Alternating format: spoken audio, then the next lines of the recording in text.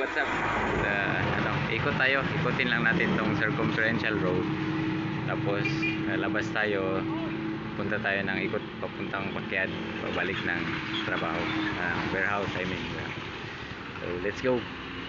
Ito, ikot tayo. Ganyan. Tapos, palabas dito. Yan. And then, ito yung circumferential road. Ito. Yan, circumferential road. Lumabas tayo dito, and then nag-left turn.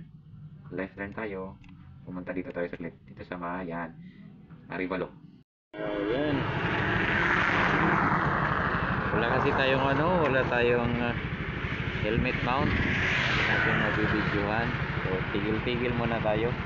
Let's video. Ayan, ito yung circumferential road. Ayan guys. Ito sa circumferential road. Madadaanan tayong mga fish pond.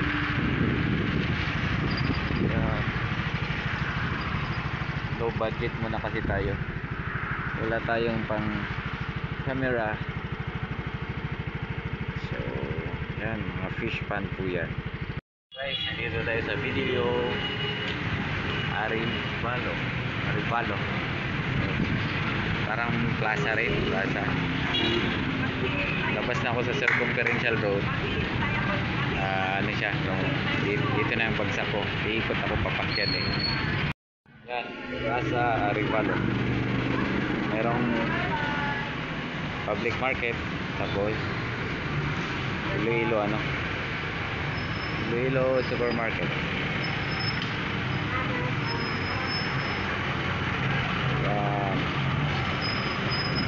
Villa Arevalo.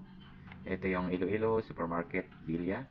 Dito naman yung BDO. Dito yung Arevalo public market. And then bumalik tayo dito.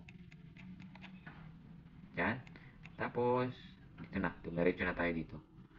So, ayun guys, iiwan na natin yung Plaza Arevalo. Ito papunta na to ng Oton na road. Tapos yung kabila naman papunta ng Iloilo City. Hindi ko na picturean, mahirap talaga. Wala tayong action cam. Sana mag-upgrade tayo sa susunod. Yan, papunta ng Oton. Yan na road. Yung pagdidiretso yung kabilang road naman, yung nasa likod ko. Yan.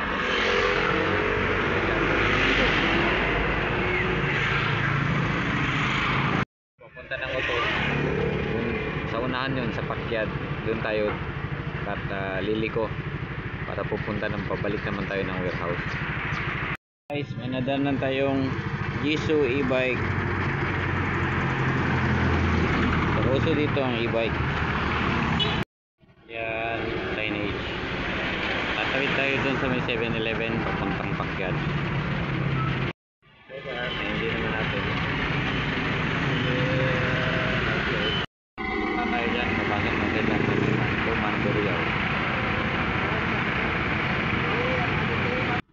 Yan.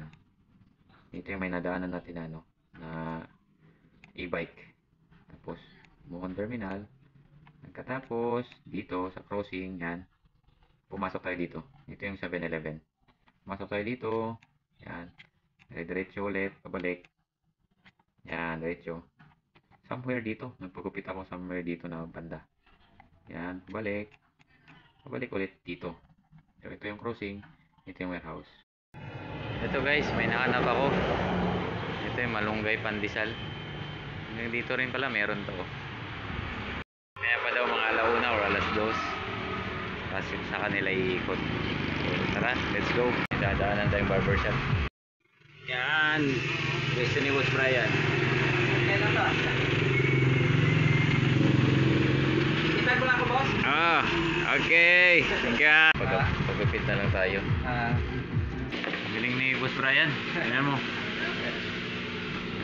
Iloilo. Oo. Unang gawin natin dito sa Iloilo. Galing no? Yun, na tayo. Pabalik na tayo ng warehouse. Yung road na yun, papuntang Karuang Oton. Tapos sa harap ko naman, pabalik na ng Bakyad. Kung saan yung warehouse. So, nag-chill break muna tayo dito. Mahangin dito sa Iloilo. Yan. Yan tayo. Bicol Express. So, nakakain na tayo. So, dumaan na big bike. Sana all. Ninja. Uwi na tayo. So, malapit lang sa warehouse ito. So, yun muna guys. Dito ko napuputulin yung video. Salamat. Ingat kayo. God bless. So guys, ganito ko na lang ipapakita kung paano yung naging road natin ka.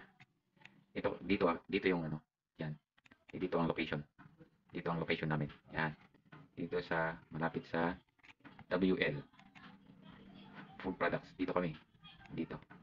Tapos iinikot natin. Ito.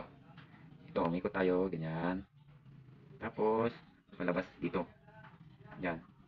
And then ito yung circumferential road. Ito, yan, circumferential road. Lumabas tayo dito, and then nag-left turn.